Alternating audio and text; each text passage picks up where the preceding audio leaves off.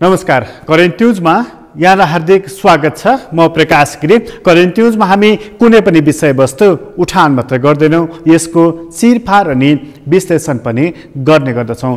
बुढी गण्डकी परियोजनामा भ्रष्टाचार भएको कुरा पूर्व प्रधानमन्त्री डाक्टर बाबुराम भट्टराईले बताइसकेपछि अब यो विषय भ्रष्टाचारको विषय मात्र होइन, ठूलो राजनीतिक बहसको विषय बनेको छ।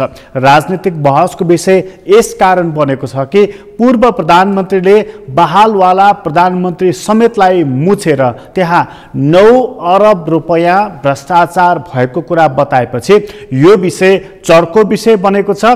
विषय त उठान भएको छ, मानिसहरू अब हेरिरहेका छन् यो विषय कसरी निदान हुन्छ भनेर।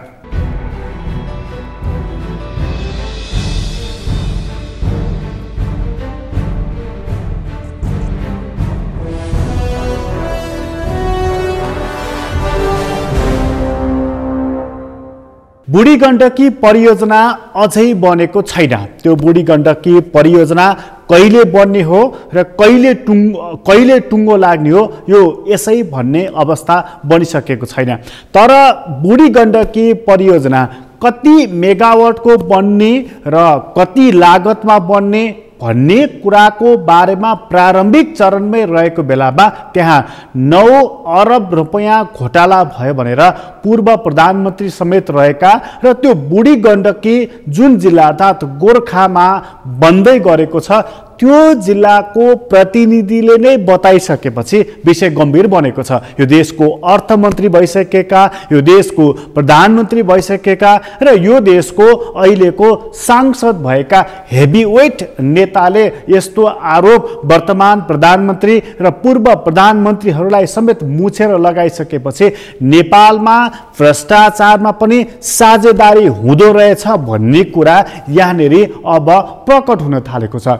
आरोप त लागेको छ, तर यो आरोप लागिसकेपछि यो विषयको निदान गर्ने कसरी? तै चुप मै चुप भएर विषयको निदान गर्ने कि विषयको निष्पक्ष छानबिन गरिकन यस्ता एउटा तार्किक निष्कर्षमा पुर्याउने प्रश्न बडा गम्भीर ढङ्गबाट उठेको छ। यो गम्भीर ढङ्गबाट उठेको प्रश्नको जवाफ के हुन सक्ला, प्रश्नको जवाफ के हुन सक्ला भन्ने कुराकै आधारमा नै यो विषय टुङ्गो लाग्नेछ। र सँगै जसरी आरोप लगाएको छ त्यसै गरी अर्को मञ्चबाट जवाफ दिँदैमा विषय टुङ्गो लाग्छ कि यो विषयको लागि अब विषयगत ज्ञान भएका र यो विषयमा चासो राख्नुपर्ने संवैधानिक अङ्गहरूले आफ्नो काम प्रारम्भ गरेर मात्रै विषय टुङ्गो लाग्ला त। आजको अङ्कको मूल बसाइ यो रहनेछ। तर पूर्व प्रधानमन्त्रीले गोर्खामा पुगेर लगाएको यो आरोपको खण्डन निकै दिनपछि प्रधानमन्त्री केपी शर्मा ओलीले गरेका छन् र उनले पूर्व प्रधानमन्त्रीलाई औँला देखाएर यसरी मानिसहरूको बेइज्जत गर्ने कामतर्फ नलाग्नु भनेर उनले प्रष्टै जवाफ फर्काइदिएका छन् र त्यो कुरा नै सुरुवातमा प्रस्तुत गर्दछौँ।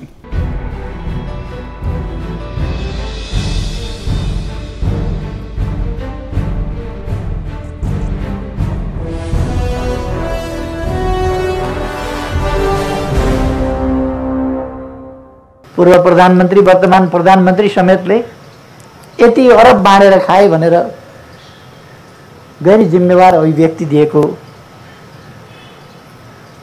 समेत सुनेको छु।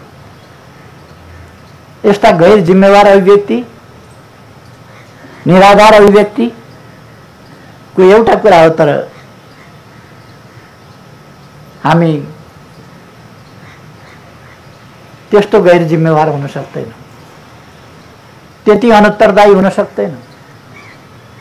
देश र जनतालाई गलत सूचना दिएर, भ्रममा पारेर, भड्काएर गलत बाटोमा लाने कुचेष्टाहरू,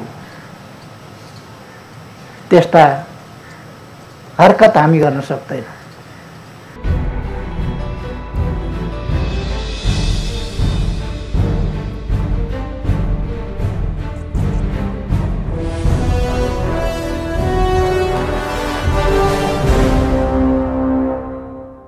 पूर्व प्रधानमन्त्रीले 9 अरब रुपैयाँ घोटाला भयो भनेर लगाएको आरोपको जवाब प्रधानमन्त्रीले करिब हप्ता दिनपछि एउटा सार्वजनिक मञ्च मार्फत दिएका छन् र उनले त्यहाँ यतिको समयमा र यतिका मानिसहरूले भ्रष्टाचार गर्छन् भन्ने अफवाह फैलाउन जरुरी छैन, किन यो अफवाह फैलाइयो भनेर प्रश्नको उत्तर दिएका छन्। प्रश्नको उत्तर त मिलेको छ, तर प्रश्नको उत्तरबाट आम मानिसको मन कति शान्त भएको छ, अथवा यो बुढी गण्डकी परियोजनामा मानिसहरूलाई भ्रष्टाचार नै भएको छैन भन्ने लागेको छ, अथवा यो भ्रष्टाचार भएको छ भनेदेखि त्यसको सवाल र जवाफबाटै समाधान हुन्छ, निरूपण हुन्छ भन्ने लागेको छ कि अथवा अख्तियार दुरुपयोग अनुसन्धान आयोग जस्तो संवैधानिक अङ्ग अथवा संसदको सार्वजनिक लेखा समिति जस्तो महत्त्वपूर्ण समितिहरूले छानबिन गरेर टुङ्गो लगाउनु पर्छ भन्ने लागेको छ। त प्रश्न बडा गम्भीर किसिमको रहेको छ र पूर्व प्रधानमन्त्रीले नै त्यहाँ 9 अरब रुपैयाँ घोटाला भयो भनेर जानकारी दिइसकेपछि यो विषय स्वयं प्रश्नको घेरामा परिसकेको छ र यो विषय प्रश्नको घेरामा पर्दै पर्दै अब छानबिनको घेरामा पनि पुगेको छ र सरकार र सत्तारूढ दलले पूर्व प्रधानमन्त्री डाक्टर बाबुराम भट्टराईलाई यसरी बोली हिँड्ने होइन, छ भनेदेखि प्रमाण दिनुहोस् भनेर जवाफ पनि फर्काइदिएको छ। यस्तोमा पूर्व प्रधानमन्त्रीले केवल यो एउटा घटनाको मात्र होइन, वाइड बडी, न्यारो बडी, यति, ओम्नी थुप्रै काण्डहरू छन्, थुप्रै घटनाहरू छन्, ती सबै घटनाको छानबिन गर्नुपर्दछ र त्यो छानबिन गर्नको लागि अहिलेको अख्तियार दुरुपयोग अनुसन्धान आयोगको ल्याकतले भ्याउँदैन, त्यहाँ जनलोकपाल चाहिन्छ भनेर उनले माग पनि गरेका छन्। त्यो माग एकातर्फ छ, त्यसमा एउटा राजनीतिक सहमति जुट्ला अथवा त्यसमा छुट्टै प्रावधान गर्नु पर्ला, तर बुढी गण्डकीमै केन्द्रित हुँदाखेरि चाहिँ यति बेला आएर पूर्व प्रधानमन्त्री डाक्टर बाबुराम भट्टराईलाई किन त्यहाँ 9 अरब रुपैयाँ घोटाला भएको छ भन्ने लागेको छ, अथवा कसरी त्यहाँ 9 अरब रुपैयाँ घोटाला भन्ने छ भन्ने लागेको छ, त त्यो भनाइ हामी यहाँ प्रस्तुत गर्दैछौँ।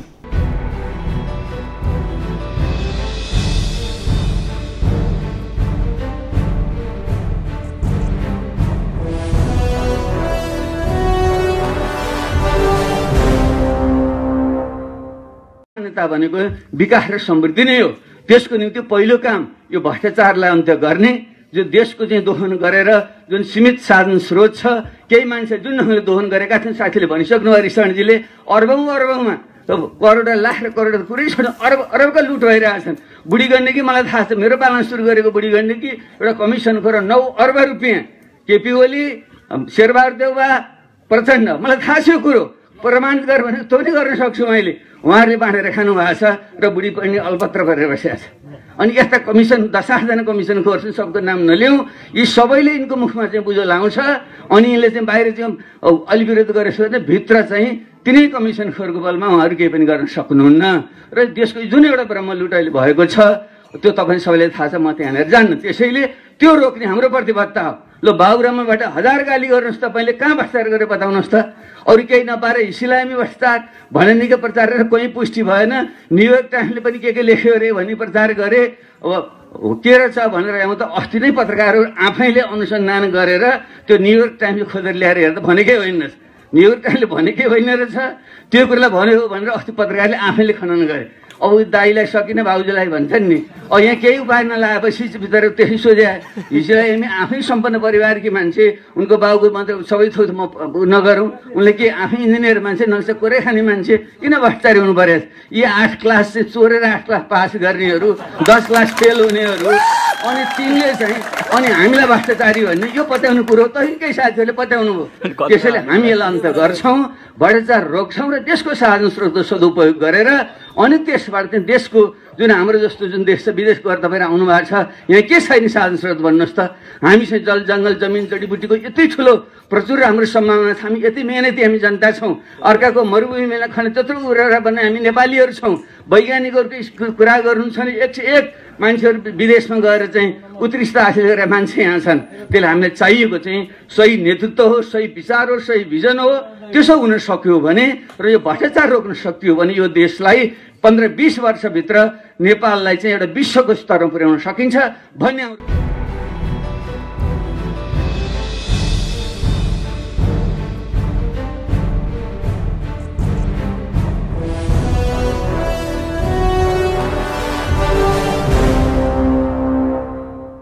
पूर्व प्रधानमन्त्रीले लगाएको आरोपलाई हामीले हल्का रूपमा लिनु मिल्दैन। यहाँनेर विषयगत ज्ञान नभएका सूचनाको पहुँचभन्दा टाढा रहेका मानिसहरूले सार्वजनिक थलोबाट लगाएको आरोपको बेग्लै प्रसङ्ग हुन्छ।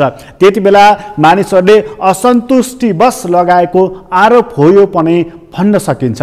त्यतिबेला मानिसहरूले लगाएको आरोप कतै रिसले कतै राजनीतिक फन्डाको लागि लगाइएको पनि भन्न सकिन्छ। तर देशको प्रधानमन्त्री भइसकेको मानिसको एउटा सार्वजनिक ख्याति पनि रहेको छ, व्यक्तिगत इज्जत पनि रहेको छ, सूचनामा पहुँच पनि रहेको छ, गोर्खाको निर्वाचित जनप्रतिनिधि पनि भएका छन्। त्यस्ता मान्छेले लगाएको आरोपलाई हल्का रूपमा टिप्पणी गर्न मिल्छ कि मिल्दैन? प्रमाण भए जवाफ देऊ, प्रमाण भए पेश गर अथवा यसलाई पुष्टि गरेर देखाऊ भन्ने जवाफले मात्रै यो घटनाको निरूपण हुन्छ कि यसको लागि साँच्चीकै निष्पक्ष छानबिन पनि गर्नुपर्दछ त? साँच्चै भन्ने हो भने भ्रष्टाचार नियन्त्रणको सवालमा यो एउटा त्यस्तो महत्त्वपूर्ण कोसे ढुङ्गा पनि साबित हुन सक्दछ। फरक कोणबाट विपरीत कोणबाटै सही एउटा महत्त्वपूर्ण भूमिका पनि यसले खेल्न सक्दछ। त्यसको लागि राज्य तयार हुनुपर्दछ। तर सत्तारूढ नेपाल कम्युनिस्ट पार्टीले जारी गरेको वक्तव्यलाई हेर्ने हो भनेदेखि उ त्यसको लागि तयार रहेको देखिँदैन। बरु उसले सिधै भनिदिएको छ प्रमाण भएदेखि पेश गर, नत्र जथाभावी बोल्दै नहिँड, सार्वजनिक रूपमा माफी माग भनेर।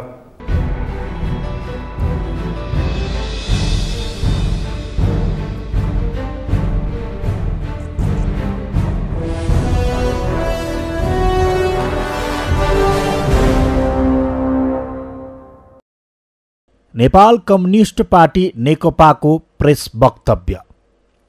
हालै केही दिन अघि पूर्व प्रधानमन्त्री एवं जनता समाजवादी पार्टीका नेता डाक्टर बाबुराम भट्टराईले हाम्रा पार्टीका अध्यक्ष एवं सम्माननीय प्रधानमन्त्री श्री केपी शर्मा ओली तथा हाम्रा पार्टीका अर्का अध्यक्ष एवं पूर्व प्रधानमन्त्री श्री पुष्पकमल दाहाल प्रचण्ड समेतले बुढी गण्डकी परियोजनामा अर्बौं रकम घुस लिएको भनी सार्वजनिक रूपमा प्रकट गरेको अभिव्यक्ति बिल्कुल आधारहीन, झुट, गलत, कपोकल्पित एवं दुराशयपूर्ण रहेकाले नेपाल कम्युनिस्ट पार्टी नेकपा त्यसलाई पूर्ण रूपमा खारेज गर्दै घोर भर्त्सना गर्दछ। हामी त्यससँग सम्बन्धित तथाकथित कुनै प्रमाण भए सार्वजनिक रूपमा र राज्यको सम्बन्धित आधिकारिक निकायमा पेश गर्न चुनौती दिन्छौं। यद्यपि त्यस प्रकारको कृत्रिम आरोपको तथाकथित प्रमाणको हौवा भ्रमको खेती मात्र हो भन्ने स्पष्ट नै छ। तसर्थ राज्यको गरिमामय उच्च पद सम्हालिसकेका व्यक्तिबाट प्रचारित यस प्रकारको आपत्तिजनक एवं गैर जिम्मेवार अभिव्यक्तिका निम्ति सार्वजनिक क्षमायाचना हुनुपर्दछ। मिति 2077 असोज 28 गते। नारायण काजी श्रेष्ठ, प्रवक्ता, नेपाल कम्युनिस्ट पार्टी नेकपा।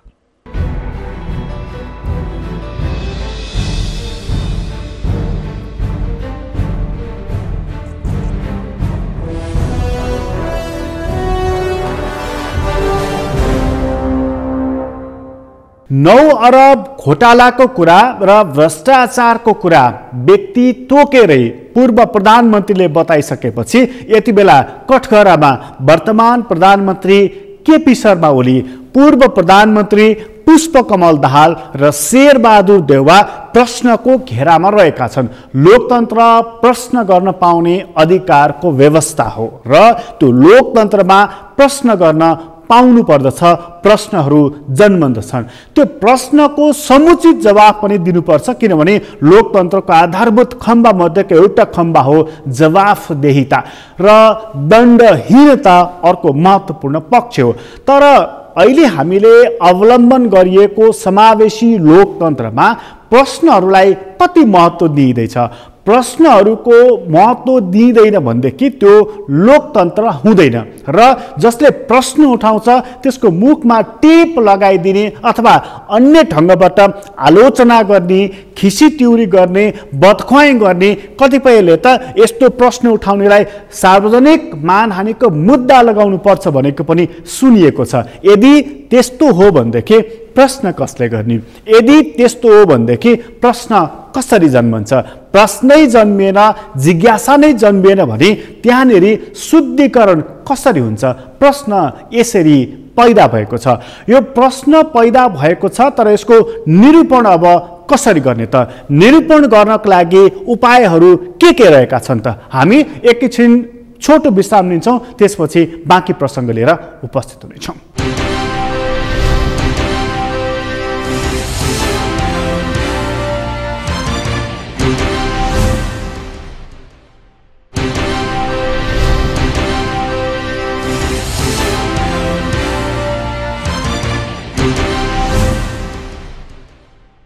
विश्रामपछि पुनः स्वागत छ। हामी करेन्ट न्युजमा छौँ र करेन्ट न्युजमा हामी कुराकानी गर्दैछौँ बुढी गण्डकी परियोजनाको सन्दर्भमा। बुढी गण्डकी परियोजना 600 मेगावाटदेखि लिएर 1200 मेगावाटसम्मको चर्चा चलेको छ। त्यो कति मेगावाटको बनाउने? 600, 800, 900 या 1200? यो पनि बडा विवादास्पद ढङ्गबाट मेगावाटहरू बढाइयो, मेगावाटहरू घटाइयो। यो सँगै बुढी गण्डकी परियोजनाको काम गर्ने ठेक्का कसलाई दिने? यो पनि त्यस्तै विवादास्पद विषय बनेको छ। कतिपय सरकारले नेपालले नै बनाउने भन्ने निर्णय गरे, कतिपय सरकारले गेजुवालाई यसको जिम्मेवारी दिए, कतिपयले जिम्मेवारी खोसे। यस्तो अनेक खालको विवाद र बहसको बीचमा बुढी गण्डकी परेको छ र परियोजना प्रारम्भ हुनुभन्दा अगाडि नै 9 अरब घोटालाको कुरा बाहिर आएको छ। यो घटना बाहिर आइसकेपछि अब बुढी गण्डकी परियोजना कसरी अगाडि बढ्ला अथवा यो जन्मनुभन्दा अगाडि नै विकलाङ्ग होला? प्रश्न त थुप्रै उब्जिएका छन्। प्रश्न उब्जिसकेपछि यसको निरूपण हुनुपर्दछ। त्यसमाथि बहालवाला प्रधानमन्त्रीलाई नै प्रश्न तेर्सिसकेपछि प्रश्नको घेरामा प्रधानमन्त्री रहेका छन् र उनले यसको निरूपण गर्नुपर्नेछ। जवाफ दिने त आफ्नो ठाउँमा छ, तर विश्वसनीय ढङ्गबाट जवाफ दिनुपर्ने आजको वस्तुगत परिस्थिति बनेको छ। त्यस्तोमा पूर्व प्रधानमन्त्री तथा अहिलेको प्रमुख प्रतिपक्षी दलको सभापतिलाई समेत मुछिसकेपछि नेपाली कांग्रेसका प्रवक्ता विश्वप्रकाश शर्माले केही चित्रसहित केही तथ्यसहित बुढी गण्डकी परियोजनाको बारेमा एउटा भिडियो सन्देश बनाएका छन् र परियोजना कसरी प्रारम्भ हुँदैछ र परियोजनाको वास्तविकता के हो उनले तयार पारेको यो भिडियो भन्दा अगाडि एउटा वक्तव्य थियो जहाँ नेपाली कांग्रेसले र त्यसको सभापतिले यदि भ्रष्टाचार गरेको छ भनेदेखि प्रमाण देऊ, हामी प्रश्नको घेरामा उभिन तयार छौं भनेर उनले वक्तव्य निकाले थिए। त्यसपछि उनले भिडियो सन्देश पनि निकालेका छन्। त्यो भिडियो सन्देश अब यहाँ प्रस्तुत गर्दैछौं।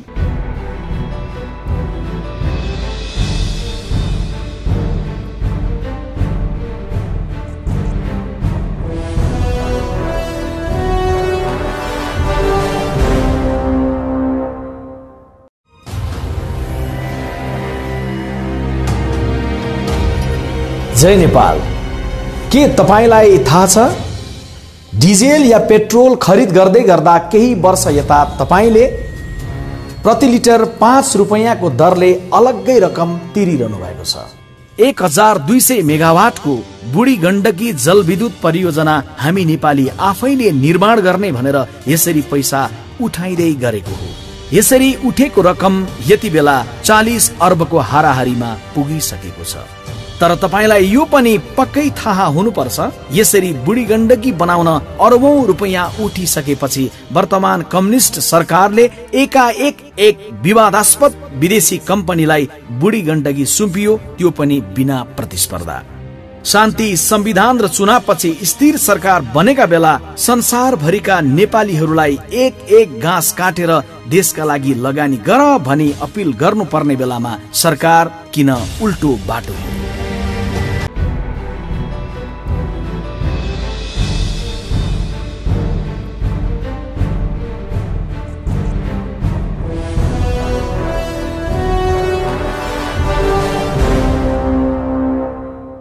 बुढी गण्डकी परियोजना जन्मनु अगाडि नै विवादमा परिसकेको छ। हुन त अहिले त्यहाँ मुआवजा दिने लगायतका कामहरू भइरहेका छन् र परियोजना कहिले प्रारम्भ भएर कहिले टुङ्गिन्छ टुङ्गो छैन।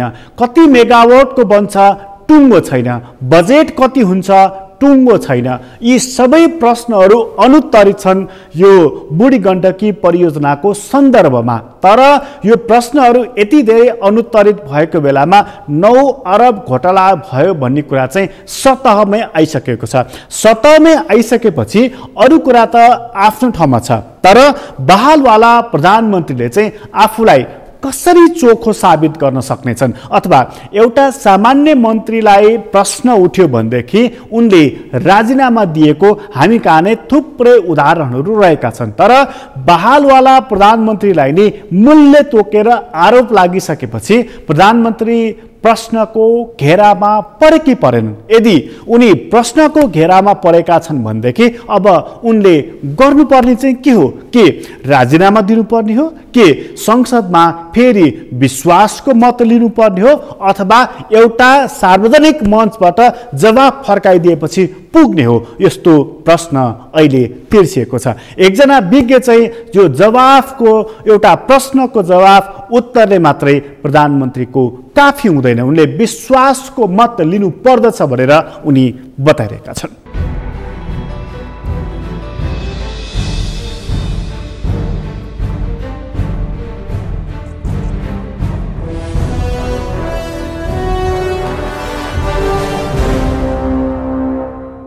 नौ अरब रुपियाँ 3 जना प्रधानमन्त्री वर्तमान र चाहिँ भूतपूर्व प्रधानमन्त्रीहरूले बाँडी चोरी खाएको, कमिसन खाएको मसँग चाहिँ प्रमाण छ भनेर भन्नुभएको छ। यो के हो भन्नु होला भने जस्तो अख्तियारको लागि यो चाहिँ महत्त्वपूर्ण स्रोत हो। कुनै पनि स्रोतबाट भ्रष्टाचार भएको छ वा हुन लागेको छ भन्ने थाहा पाएमा अख्तियारले त्यो स्रोतलाई आधार मानेर थप अनुसन्धान गर्न सक्छ भनिन्छ। र त्यो अवस्थामा अख्तियार दुरुपयोग अनुसन्धान आयोगले त्यो स्रोतलाई बोलाएर हैन बकपत्र गराएर अनि त्यो सबै कुराहरू चाहिँ उसित चाहिँ विवरणहरू चाहिँ लिन सक्छ, प्रमाणहरू सङ्कलन गर्न सक्छ भनेर यो चाहिँ भ्रष्टाचार निवारण ऐनमा चाहिँ स्पष्टसँग लेखिएको छ। त्यसो हुनाले पूर्व प्रधानमन्त्री जस्तो मान्छेले बोलेको कुरा यदि मैले भने नि यदि उहाँले चाहिँ होसमै बोलेको हो भने उहाँले यो कुरालाई एउटा निष्कर्षमा पुर्याएर राज्यप्रति उहाँले आफ्नो जिम्मेवारी चाहिँ पुरा गर्नुपर्छ भन्ने मेरो। अब यो कसरी गर्ने हो त उहाँले? कसरी गर्ने हो भने उहाँले त्यो प्रमाण सहित अख्तियारमा चाहिँ निवेदन दिनुपर्छ। ल यहाँ यस्तो यस्तो किसिमले चाहिँ भ्रष्टाचार भएको छ, यसरी मिलेर यिनीहरूले चाहिँ खाए कमिसन हैन 2-4 हजार होइन, 2-4 लाख होइन, 2-4 करोड पनि होइन, 9 अरब भनेको त त्यसले चाहिँ कतिवटा अस्पताल बन्थ्यो। अहिले यो चाहिँ हैन कोभिड-19 को चाहिँ यो आपतकालमा कतिवटा अस्पताल बन्न सक्थे हो हैन। त्यो चाहिँ सानो कुरो होइन, धेरै ठुलो रकम हो होइन भनेदेखिलाई चाहिँ यदि उहाँले त यो त राजनीतिक एउटा पोलिटिकल स्टन्टको लागि मात्रै भन्नु हो भने यो चाहिँ अत्यन्त चाहिँ खेदजनक कुरो मात्रै होइन, यो चाहिँ सामाजिक अपराध हो, यो राजनीतिक अपराध हो। यो यदि यो होइन भने यदि हो भने उहाँले अख्तियारमा जानु पर्यो, हो उहाँ दिनु पर्यो अथवा आफ्ना मान्छेहरू मार्फत चाहिँ त्यहाँ चाहिँ उजुरी दिनु पर्यो, यो चाहिँ सूचना दिनु पर्यो। अनि यदि होइन भनेदेखि चाहिँ कोही पनि एउटा व्यक्तिले जस्तो फलानु चाहिँ भ्रष्टाचारी हो भनेर आरोप लाउन पाइन्छ? पाइँदैन। प्रमाण छैन भनेदेखि प्रमाण छैन भने पाइँदैन। त्यहाँ चाहिँ उसले चाहिँ यदि अब त्यो भने नि जसलाई आरोप लगाइया छ उसले चाहिँ कानुनी उपचार चाहिँ खोज्न पाउँछ, मानहानिको होइन उपचार खोज्न पाउँछ। सार्वजनिक बेइज्जती भयो भन्ने भयो होइन। मैले यो चाहिँ किन भन्न खोजेको छु भने जस्तो यो उहाँहरूको कुराहरू हो, उहाँहरूको चाहिँ जुन एउटा चाहिँ सामाजिक राजनीतिक चाहिँ यो चाहिँ अपमान भयो। यो प्रकरणमा चाहिँ जस्तो विपक्षी दलको नेता शेरबहादुर देउवा उहाँको सचिवालय पार्टीले एउटा वक्तव्य निकाल्यो, ठिक छ, त्यसो भएदेखि यसको प्रमाण दिनुहोस्, पुष्टि गरिदिनुहोस् कि हामीले भ्रष्टाचार गरेको छ भनेदेखि, नत्र भने जथाभावी नबोल्नुहोस् भनेर उहाँले भनेपछि पूर्व प्रधानमन्त्री डाक्टर भट्टराईको टोन थोरै चेन्ज भएको छ नि। हो अब यस्तो के यो चाहिँ के हुन्छ भने मैले अघि नै भने नि राजनीतिमा प्रधानमन्त्रीसम्म पुगिसकेको व्यक्तिले जथाभावी बोल्ने गर्दाखेरि सस्तो लोकप्रियताको लागि अथवा पोलिटिकल स्टन्टको लागि जथाभावी बोल्दाखेरि जनताले के सोच्छन् त? जस्तो यो चाहिँ बाबुराम भट्टराईको जुन चाहिँ प्रकरण छ यसले सम्पूर्ण राजनीतिक नेताहरूमाथि जनताको अविश्वासको श्रृङ्खला बढ्दै जाने भयो होइन। यदा कदा उनीहरूले सुनेका थिए जम्मै मन्त्रीहरू प्रधानमन्त्री सब भ्रष्ट छन्, यिनीहरूले भ्रष्टाचार गरे हुनाले चाहिँ मुलुकको विकास हुन सकेन, जहाँ पनि कमिसन खान्छन्, कमिसन नभइकन चाहिँ कुनै कामै गर्दैनन्, ठेक्कापट्टा दिनु पर्यो भने जम्मै आफ्नै मान्छे बोलाएर दलालसित सम्पर्क गरेर गर्छन् भनेर समाजमा जुन चाहिँ चर्चा परिचर्चा चल्ने गर्थे त्यसले पनि एउटा चाहिँ जनतालाई चाहिँ होइन के हो कि होइन अब भन्या छन् एउटा जेनरल टर्ममा त्यसो भनिन्थ्यो। तर यहाँ त किटेरै हो नि। तर यहाँ त फलानो मान्छेले फलानो मुद्दामा बुढी गण्डकी जलविद्युत परियोजनामा 9 अरब रुपियाँ ठेकदारसँग अरूले त दिँदैनन्, जनताले त दिँदैनन् नि। जनतालाई त हामीले त त्यहाँ जग्गाको मुआवजाहरू वितरण गर्दैछौँ, त्यो दिने कसले हो? ठेकदारले हो, दलालले हो, त्यो बिचौलियाले हो। उनीहरू मार्फत चाहिँ 9 अरब रुपियाँ लिएका छन्। कसले त? फलानाले। पूर्व प्रधानमन्त्री शेरबहादुर देउवा, पूर्व प्रधानमन्त्री प्रचण्ड र वर्तमान बहालवाला प्रधानमन्त्री केपी शर्मा ओली लिए होइन 9 लाख रुपियाँ बाँडेर लिएका छन्। 9 अरब रुपियाँ चाहिँ बाँडेर लिएका छन् भनेर भन्नु कुरो यो चाहिँ सामान्य कुरो होइन। अब यसमा चाहिँ त्यसबादेखि पुष्टि गर न त भनेर जुन शेरबहादुर देउवाले जुन भनेका छन् नि, ठिक छ, विपरीत कोणबाटै भए पनि एउटा सकारात्मक ठाउँमा त हामी आइपुगेका छौँ। ल सुरु गरौँ त छानबिन भनेर गर्नु मिल्छ कि मिल्दैन? अब वास्तवमा यदि अख्तियार दुरुपयोग अनुसन्धान आयोग अलिकति बलियो स्वतन्त्र निष्पक्ष होइन र अलिकति चाहिँ साहसिक हुने हो भने यो कुरामा चाहिँ बाबुराम भट्टराईलाई तत्काल बोलाएर बयान लिएर प्रमाण मागेर कारबाही अगाडि बढाउन सक्छ। यदि उहाँले उजुरी दिनु भएन भनेदेखि भने पनि उजुरी दिनु पर्दैन। तपाईँले भ्रष्टाचार निवारण ऐनमा के भन्छन्? कुनै पनि स्रोतबाट सूचना प्राप्त भएमा है कि कुनै पनि मिडियाबाट चाहिँ प्राप्त गरे पनि हुन्छ, पेपरमा निस्केको आधारमा पनि चलाउन सक्छ।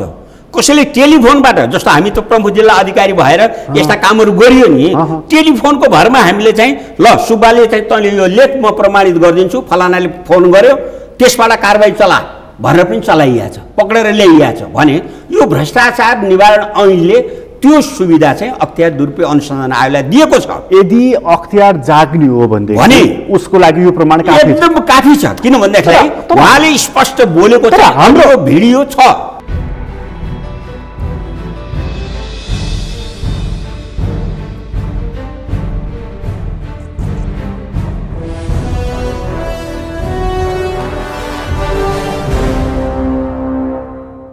भ्रष्टाचारमा शून्य सहनशीलता प्रधानमन्त्रीको मूल नारा रहेको छ। सुखी नेपाली समृद्ध नारा प्रधानमन्त्रीको अर्को नारा रहेको छ। भ्रष्टाचारीको मुखै हेर्दिन भन्ने प्रधानमन्त्रीको प्रतिबद्धता रहेको छ। यस्तो बेलामा बुढी गण्डकी परियोजनाको सन्दर्भमा एउटा ठुलो किस्सा सार्वजनिक भएको छ। यस्तो बेलामा प्रतिपक्षले पनि छानबिन गरौँ भनेको, सत्ता पक्षले पनि छानबिन गरौँ भनेको, आरोप लगाउने डाक्टर भट्टराईले यसमा जनलोकपाल ल्याउँ भनेको, यो सन्दर्भमा अहिले हाम्रो अख्तियार दुरुपयोग अनुसन्धान आयोगले राम्रोसँग काम गर्न सकिरहेको छैन भन्ने कुरा त प्रष्टै छ, घाम चाहिँ छर्लङ्गै छ। त्यसो भएदेखि कि त शक्तिशाली छानबिन आयोग गठन गर्नु पर्यो। सबै राजनीतिक दलका नेताहरू जो सार्वजनिक पद बसेका छन् तिनीहरूको 2046 सालदेखि यताको सम्पत्तिको छानबिन गर्ने परिपाटी बसाल्न सकिन्छ, यसमा छानबिन गर्न सकिन्छ र त्यसरी छानबिन गरेर कैफियत देखिएकाहरूलाई दण्डित गर्न सकिन्छ। यसको लागि एउटा महत्त्वपूर्ण कडी र महत्त्वपूर्ण घडी पनि यो बन्न सक्दछ। बलियो सरकार छ, अपेक्षा धेरै रहेको छ, सुशासन कमजोर भएको प्रश्न उठिरहेको छ, भ्रष्टाचारमा महारत हासिल गरेको प्रश्न उठिरहेको छ। यस्तो बेलामा आफूलाई चोखो साबित गर्ने, देशलाई भ्रष्टाचारजन्य किराबाट मुक्त गर्ने एउटा राम्रो अवसर पनि हुन सक्दछ। तर के नेपालको राजनीति त्यतातर्फ डोरिएला अथवा यो विषय 2-4 दिन उठ्ने त्यसपछि हराएर जाने घाम छाया जस्तै बन्ला? प्रश्न त यसरी पनि उब्जिएको छ।